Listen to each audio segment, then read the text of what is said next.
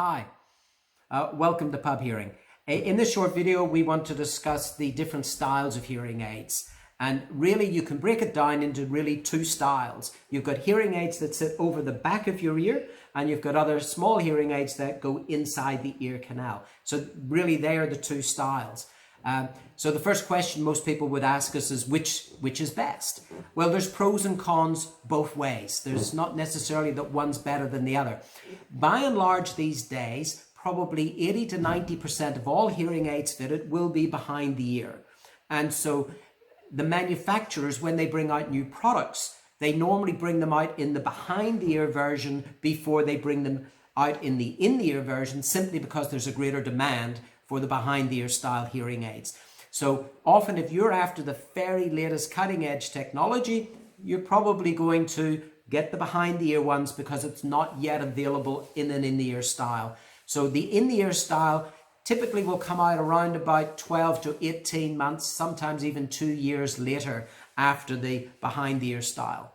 So let's just talk about the pros and cons of the two different types of hearing aids. And the big benefit, believe it or not, with the behind the ear ones, particularly when we're talking about a receiver in the canal style, which is where you've got the hearing aid behind the ear with a very fine wire and a speaker that sits inside the canal. These types of hearing aids typically are the most comfortable to wear because in the ear canal, you'll have a little speaker with a soft, flexible dome. And very comfortable, you'll hardly know it's there. In contrast, when you look at the in-the-ear style hearing aid, to make those up, we normally take an impression of your ear. We make up a hard acrylic or a titanium shell, and then all the electronics go inside that shell, and then that's placed inside your ear. Unfortunately, that shell is hard, so when you talk or when you're chewing and the ear canal is compressing, you'll compress against that hard shell, and so therefore you'll feel it more in the ear. The other disadvantage of an in-the-ear style hearing aid typically is that the mold itself will plug your ear. Now, if I block my ears with my fingers in my ears, when I talk, it's like I've got a head cold. My voice echoes inside my head. And that's what happens when you have an in-the-ear styled hearing aid. Certainly for people with good low frequency hearing, I find general experience there has been that most people drives them crazy, and they often reject the hearing aid because when they talk, their own voice sounds so unnatural, it's very artificial. That also happens with some of these little cheap over-the-counter earplug things that you get these days, or little cheap amplifiers. Again, they're just sitting in your ear, plugging your ear, the air can't get in, your ear can't breathe, and then everything echoes. So again, not necessarily a good outcome. The way to overcome the echo is to be able to have a large hole or a large vent going down through the side of the hearing aid.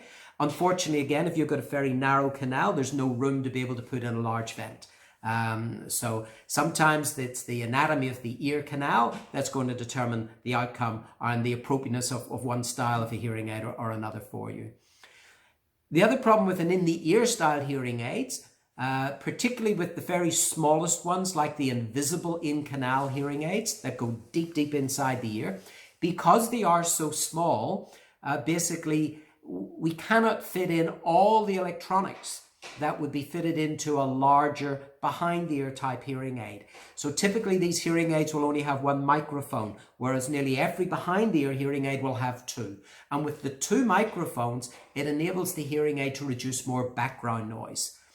The other piece of technology that's lacking in most of the in-the-ear or the very smallest in-the-ear hearing aids is a wireless receiver and transmitter. So typically the hearing aids aren't wireless. Now this means two things. It means that the hearing aid cannot communicate with your phone or your television or any other Bluetooth device. And it also means that your hearing aids cannot talk to each other. And there's a lot of functionality these days where the hearing aids actually do need to be able to talk to each other.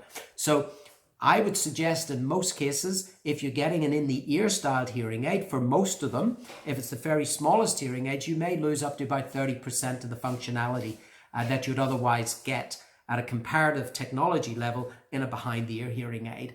Now, there are exceptions, and that then applies to the larger in-the-ear hearing aids. For instance, Phonak have recently brought out a product called the Phonak Marvel Verto Black. And this is designed to look like a high-tech earbud. And so the whole hearing aid is black, but it's a fully featured hearing aid. It has all of the technology that you would get in a behind-the-ear hearing aid. It's got the 2 microphones and it's wireless. So if you don't mind wearing a slightly larger hearing aid, then it's available for you. You don't lose out any functionality at all. The other difference between a in-the-ear and a behind-the-ear type hearing aid is that the in-the-ear ones, at this point in time anyway, and just so that you're aware, today is April 2020. So at this point in time, there are no rechargeable in-the-ear style hearing aids. So if you want a rechargeable hearing aid, you've got to go for the ones that go behind the ear. And obviously the rechargeable ones are becoming more and more popular, particularly as the rechargeable technology is improving. And on that point, if you are after a hearing aid that is rechargeable, do insist on it being a lithium-ion battery. There are others, such as the silver zinc ones. They've been an absolute disaster, and so you must make sure that you get a lithium-ion rechargeable if you want to go down that path. Another benefit of the behind-the-ear hearing aids, particularly the ones where you've got the receiver in the canal, is to do with the repair and the servicing of the hearing aids. The biggest problem that we have with hearing aids is wax. And this is where wax gets into the speaker. So the sound needs to be reproduced through the speaker or the receiver.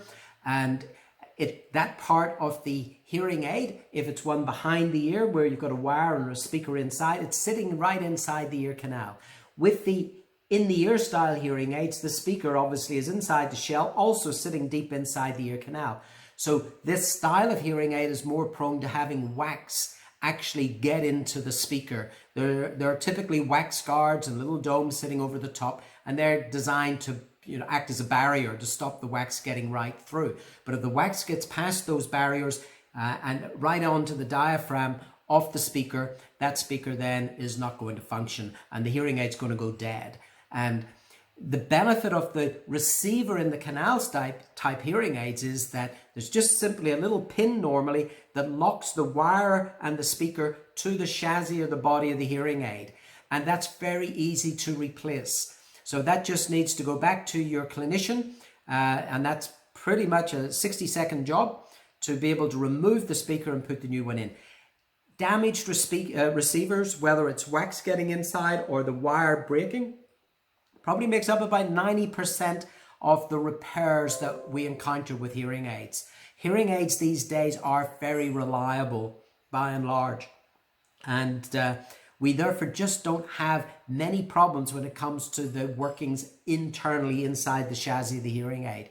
But again, if it's an in-the-ear type hearing aid, the speaker is inside that shell. Those hearing aids have to go back to the manufacturer for any servicing.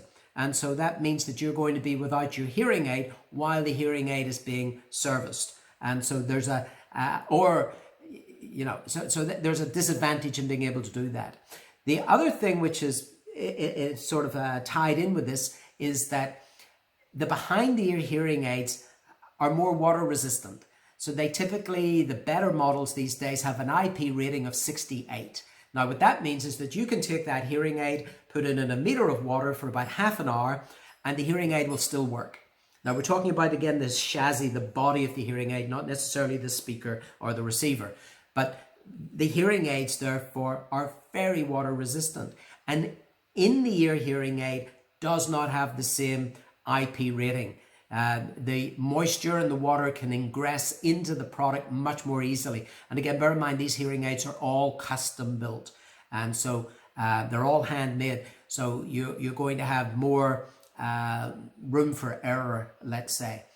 Again, this is another advantage when you go for the rechargeable hearing aid behind the ear, in that there is typically no battery door in most products. Some of them do have a battery door where the rechargeable battery is replaceable, but others, the whole unit is totally sealed, whereas we certainly know from past experience with hearing aids with batteries, There is capillary action will basically suck the moisture up through the little gap between the battery door and the chassis of the hearing aid. And bear in mind, if you're opening and closing that battery door several times every day, it starts to wear and the gap gets larger, and then the moisture can penetrate into the hearing aid more. So your best option from a reliability perspective is obviously going to be the rechargeable behind the ear style hearing aid. Now, on the flip side, the positive features or reasons why people like the in-the-ear ones are normally to do with more practical issues.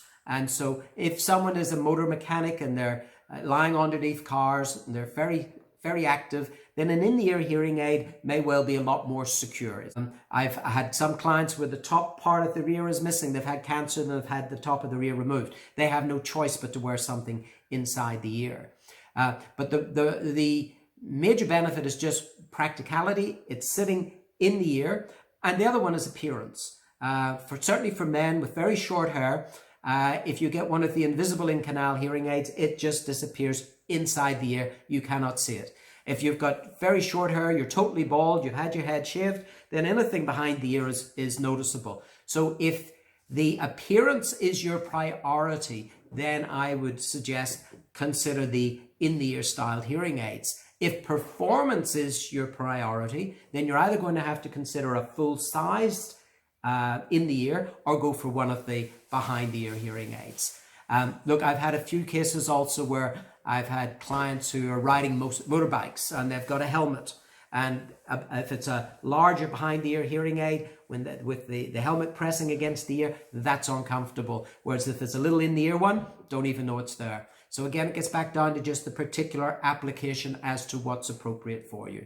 So again, this is where it's probably a good idea. Have a chat with us. Tell us what your particular needs are and what your circumstances are. And then we're going to be able to recommend whether you go behind the ear or you go for something in the ear instead.